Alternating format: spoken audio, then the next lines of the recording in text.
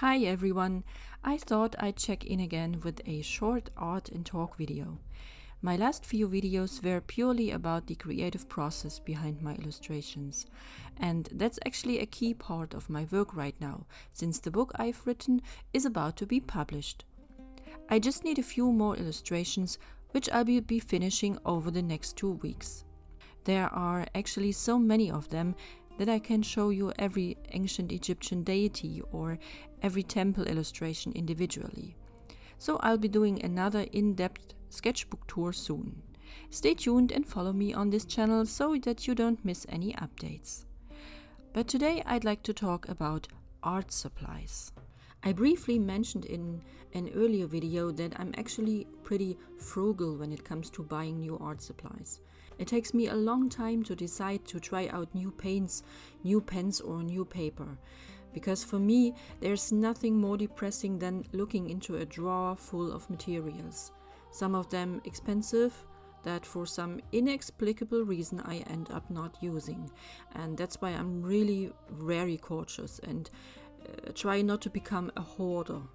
Okay, but what makes things even easier, and I see this as a real advantage for me, is that I have a little 7-year-old daughter who's just creative as I am. When I was a kid, we didn't have this abundance of different materials. There was a simple box of crayons for school, one paintbrush, and a mini tube of white paint. And I had to make that last at an entire school year or even longer. But I've vowed to myself that there will be never anything like a shortage of art supplies in my household and in my family as long as I have a child who wants to explore everything. Does she want the neon-colored wax crayons instead the primary colors? She get them, of course. Does she want to try out my expensive Ohuhu pastel markers? She's allowed to, under my supervision, of course.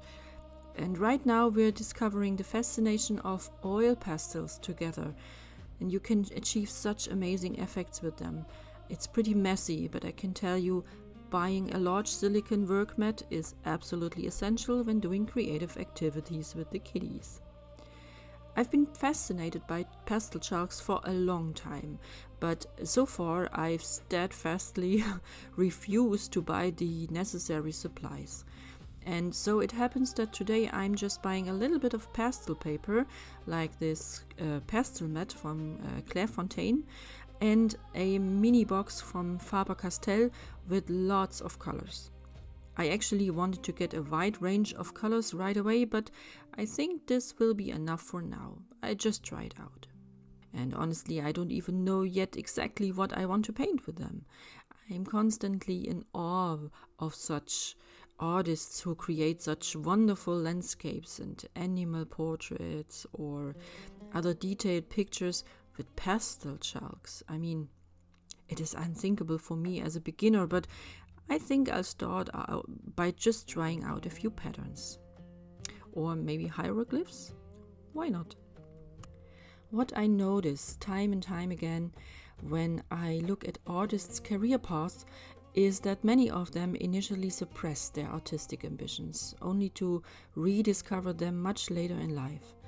Basically, that's exactly how it was for me. And for many artists, however, art teachers at school played a decisive role.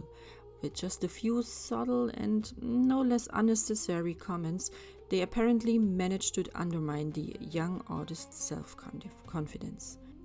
In general, I find grading in art education questionable, but I do have a completely different experience that I'd like to share with you. Sure, I too had art teachers who were at times only moderately talented as educators and who probably had to choose a third subject at university in addition to maths or so that promised a little effort as possible. Accordingly, the lessons were just as fruitless, okay? But however, I do remember one of my art teachers who had a really fun, even downright ingenious way of motivating her students to experiment and create on their own.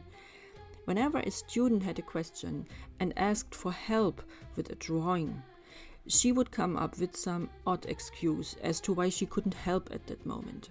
For example, "Sorry, Robert, I just ate a fish sandwich and I think you'd better try that on your own first." Some of this teacher's sayings became legendary and were even part of the funny throwback at the prom after graduation. But in this way, she showed the students that art is about self-expression. Yes, techniques are there to be improved upon, and there's a lot you need to know the rules before you can break them. Okay, this is absolutely true, but those are all things that come naturally if you simply practice often enough and and of course you have to stay critical of yourself and not rest on your past achievements. The flip side of that, of course, is perfectionism. I struggle with that from time to time too, but I can easily recognize where my strengths lie and also my weaknesses. Take portraits, for example. God, I just don't like them. You can tell that from my pictures right now. The faces are just awful. But I'm working on it, okay? I practice and practice and practice. As for the art in your mind, though, you can only discover that for yourself, and only you can demonstrate true creativity by developing solutions on your own. Well, that's it for today. I hope this little break made you feel just as good as it did for me, and I'm looking forward to hearing your thoughts. How did you feel about art class in school? Did you ever feel pressured in your choice or techniques?